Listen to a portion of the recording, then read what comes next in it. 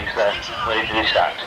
Right, so would you like to fasten that onto one of the ways? You'll probably find if you do it together, one pull it really tight. Now don't need to do any favours, because okay, you're not doing many favours today, are you, sir? Okay? Press really hard, that's it. Press, that's it, lovely. Okay, gentlemen, thank you very much, okay? Thank you very much. Now, it's the 8, 7, 6, come on, 5, 4, 3, 2, 1, go!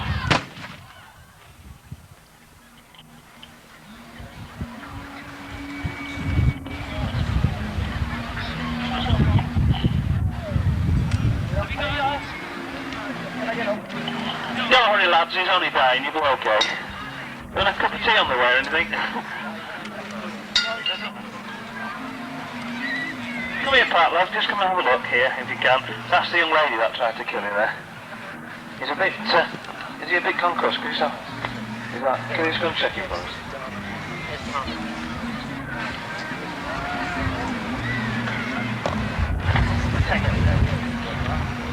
This young lady, ladies and gentlemen, dynamite daredevil. Okay, he's a little bit concussed, so he's going to give him some smelling salts. Every Saturday.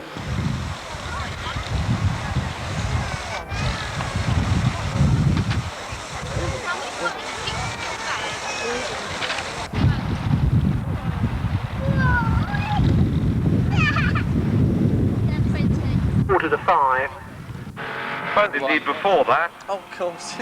during the 1914-18 war, when airships really came into their own. The Germans built very large airships, about 20 times the size of this one. Promote each of us. And they were used basically as bombers to bomb this country. But they all had the one weakness, and that was hydrogen. You only had to send up some aircraft and you could shoot them down relatively easily. With this sleek-looking beast, though, no such problems. As you can see, it does a fairly respectable turn of speed. It's got a maximum speed of 60 knots. And for an airship, as you can see, highly maneuverable.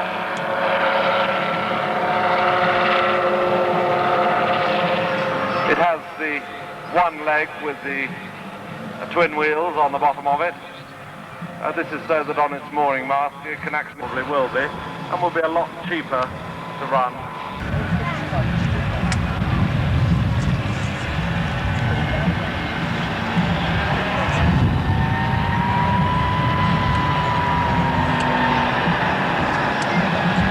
There you are, that really shows you the very, very slow moving capabilities of this kind of aircraft. You're fairly steady, haven't you?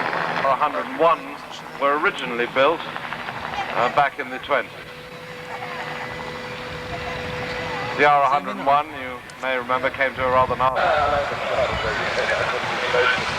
Well, it is very much still rubber. And that's about it. We've been flying anything up to 30, 40 knots. We're limited to probably less than 10 knots. Because we only have a forward speed of 12 to 15 miles an hour. So we could almost be described as an ultralight airship. This is...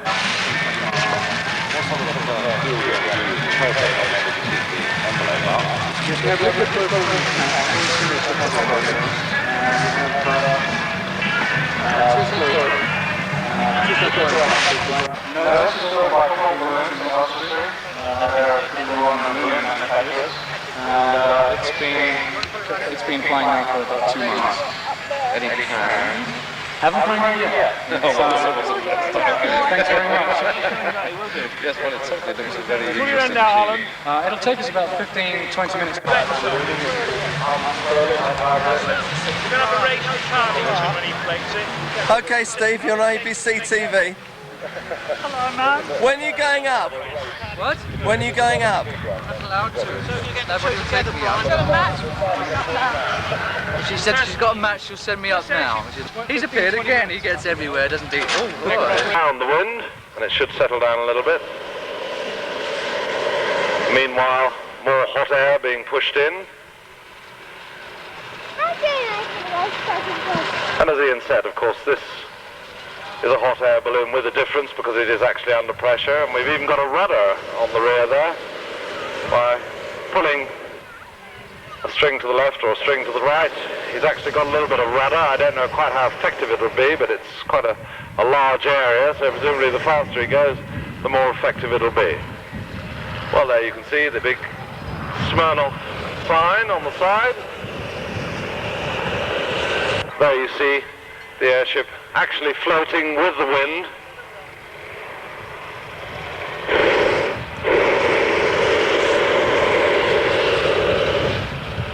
Finding its own level again. Free flying as the crew let go. A little bit more hot air there to give it buoyancy. And away goes Ian Ashpole in this rather unique form of flying. A pressurized hot air balloon, highly maneuverable.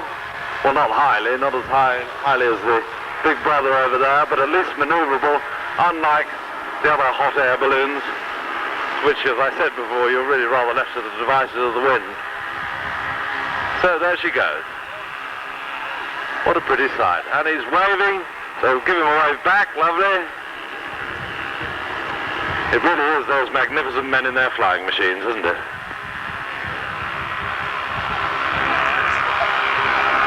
See that rudder working overtime on the back there?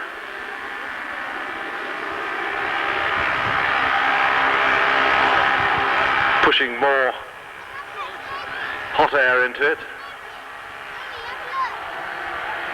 Well, full throttle now. A unique picture of two totally different types of airship side by side. Perfect evening, of course, to take photographs as well.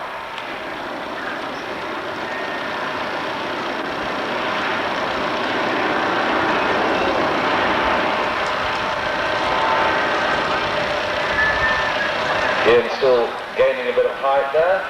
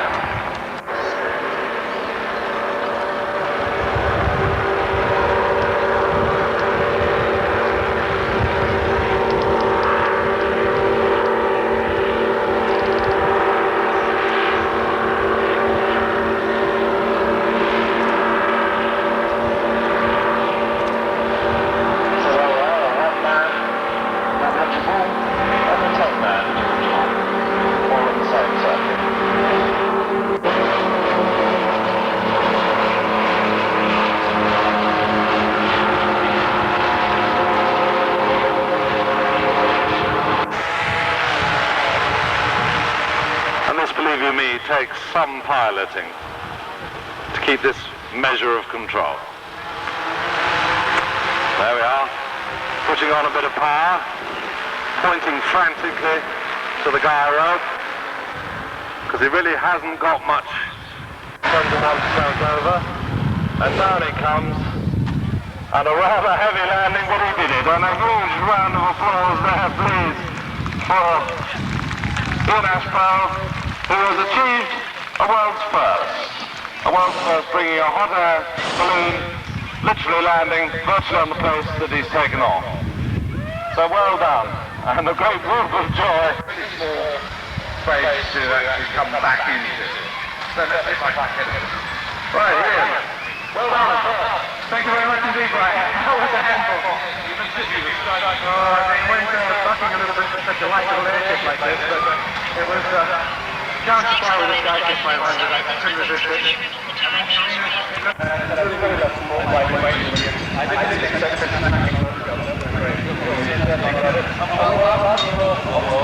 Thank you very much.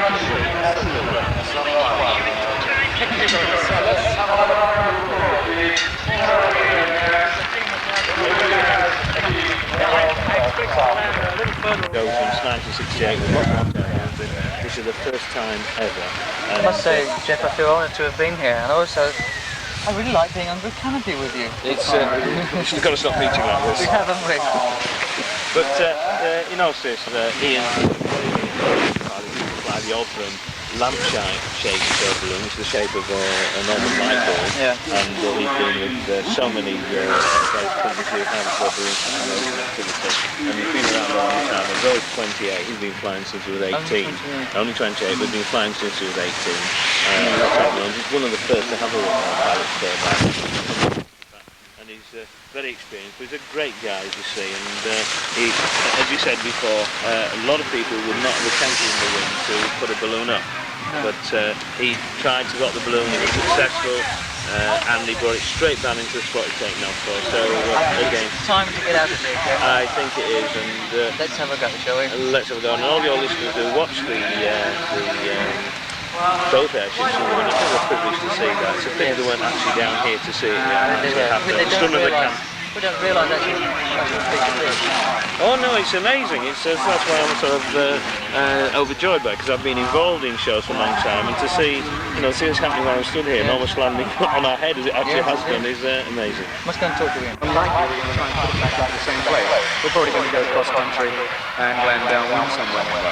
But when I saw the extra up there, I thought, well, I'm hold on to the wind, and I thought of landing over in an area about a quarter of a mile away from the arena, which was free. And I saw the crew in the arena, and it was fairly feasible. So I just walked down very, very slowly, and then when we had the landing area made, I let it come down with a good positive landing, just to avoid any dragging or possible contact with the fences. Nothing wrong with a positive landing in the again. And so what actual controls have got? I saw this rudder going backwards and forwards. Yes, the rudder is its main control, and that gives us directional control. Our altitude is controlled by the hot air we put into the balloon, into the airship, and also by the throttle. We can climb on the throttle or descend on the throttle. It's a very unusual aerodynamic machine in that you have hot air lift, you have aerodynamic lift, you have a combination of the two at any given time, and it's taking a little getting used to. I fly aeroplanes and I fly various bits and pieces and skydive, but this is by far the most unique machine I think I've ever got my hands on. Certainly looks it.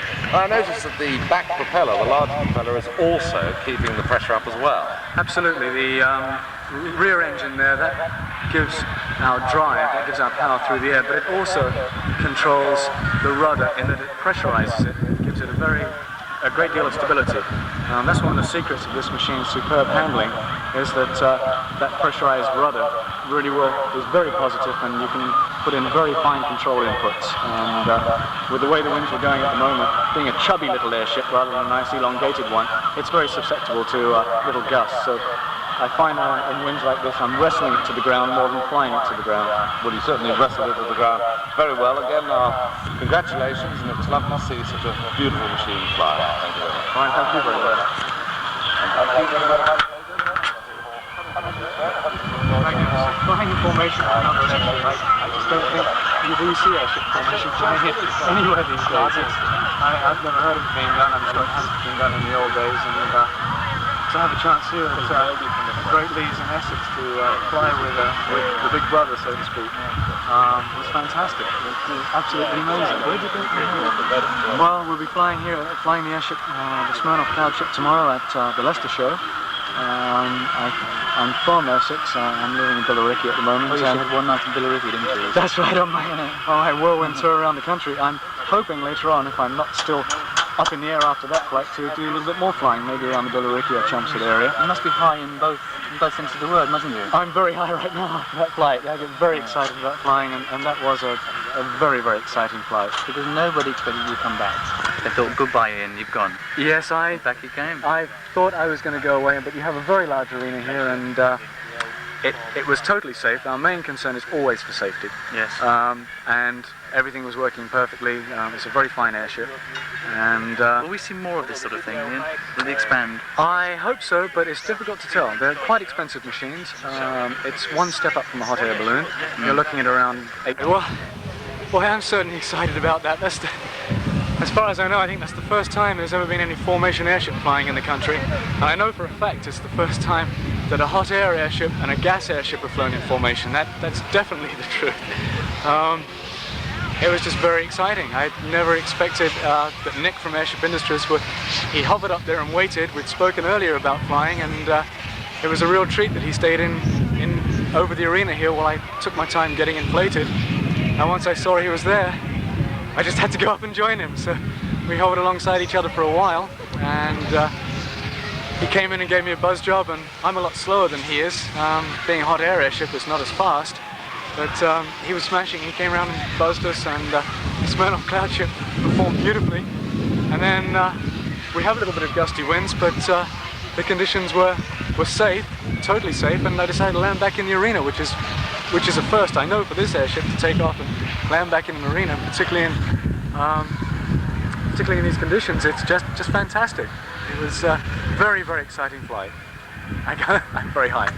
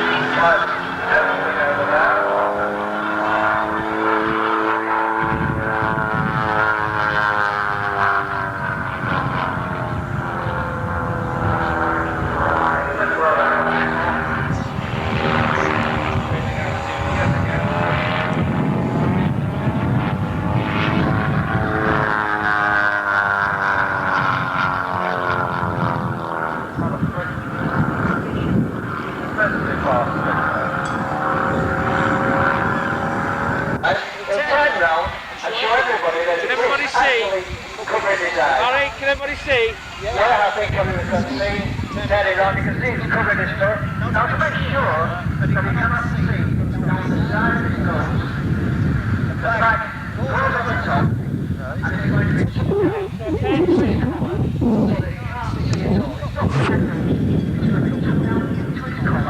sorry, you cannot be seen at all. Making sure it's sucking the right down. Just about sucking it into his underplan.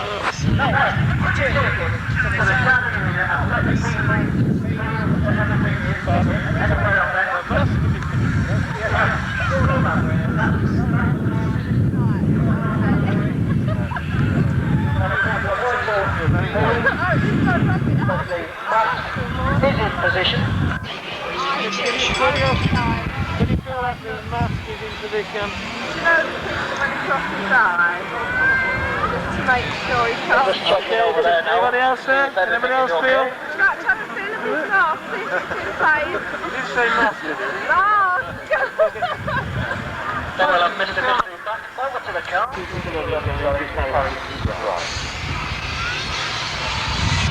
Checking the mask from inside. Yeah, okay, now would you ask them? Yeah, no, we're going to have to talk people inside. Checking the mask from the hood. To make sure that it has not been moved by anyone from the outside. Can he test on his earphone? To guide him round for the first time. They will guide him round, telling him left, right, they'll tell him